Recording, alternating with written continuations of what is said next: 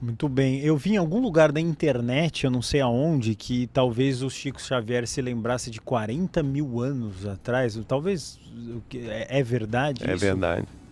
40 mil anos. É. Então, tem algumas que você pode citar, algumas vidas Olha, passadas isso mais veio icônicas? através de um contato nosso com ele.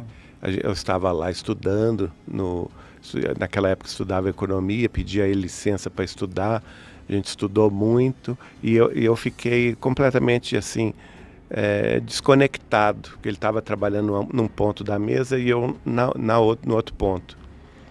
E eu comecei a sentir um amor tão grande por ele, um amor tão grande. Só que eu esqueci que ele estava do meu lado, né? E aí, de repente ele me corta e fala assim: olha, Geraldinho, isso que você está me perguntando, porque eu perguntava assim: de onde vem esse amor? O que que eu fui dele? Mãe, pai, irmão, irmã, mulher, marido, o que que eu fui, né? E ele falou assim: olha, isso que você está me perguntando. Aí eu voltei a mim e eu não vou te dizer que nós somos isso ou aquilo, porque nós já fomos tudo isso. Todas as parentelas humanas, né? Ele foi citando uma por uma. Nós já fomos tudo isso. E desde. Aí você, mas como que pode ser isso, Chico? E ele falou: olha, desde quando, até onde eu me recordo de você há 40 mil anos. Então, imagina, nós, seres humanos, a gente vai fazer análise para tentar lembrar da nossa infância, ou não é? uhum. Aqui dessa vida mesmo. Veja só, Chico Xavier lembrava de 40 mil anos. Então eu tenho algumas, depois de muita pesquisa, dicas que ele dava, né? Nós sabemos que 2 vezes ele foi faraó no Egito.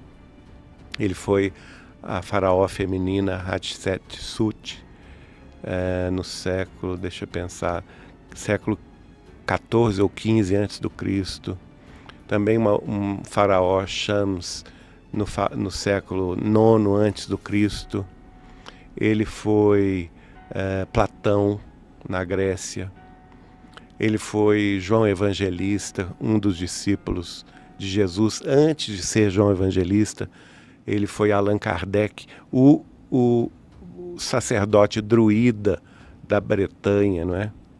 Um século antes do Cristo. Daí que, quando ele volta como professor Léon Denisard na França, que era muito conhecido em Paris e Lyon e tal, ele não quis publicar os livros com o nome dele, e ele já sabendo que ele tinha sido, por revelação espiritual, o druida Allan Kardec, por isso que ele assinou Allan Kardec todos os livros dele, né, no século XIX.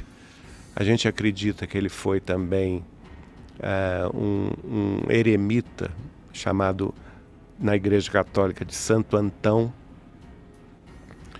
se não me engano no século II.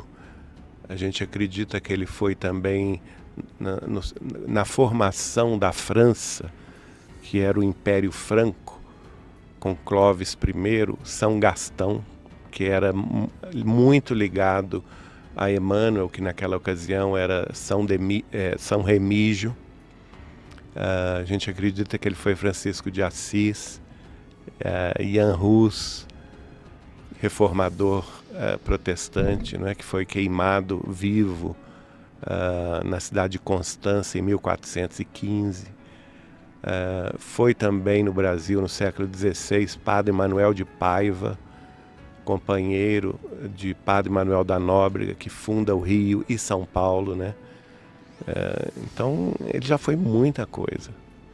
Eu acho que por isso é que ele é esse espírito tão despojado de coisas materiais, tão desprendido, né?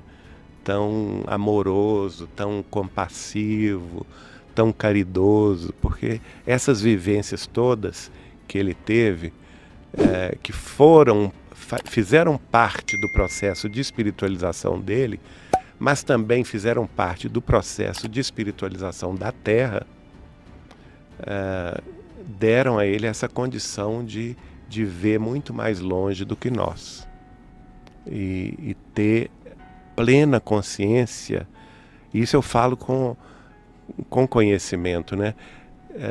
Ele se achava mesmo um cisco. Ele tinha plena consciência de que ele não sabia nada. É aquela humildade do sábio, né? Que quanto mais sabe que não sabe nada. O Chico tinha essa humildade. Por isso que ele tocava os corações de todas as pessoas que o procuravam. Ele se fazia tão humano, se ele tivesse aqui, entrasse aqui por essa porta, ele ia puxar a cadeira e ia bater papo conosco, como se ele não fosse uma pessoa importante, como se ele não fosse um professor ou um mestre de coisa alguma.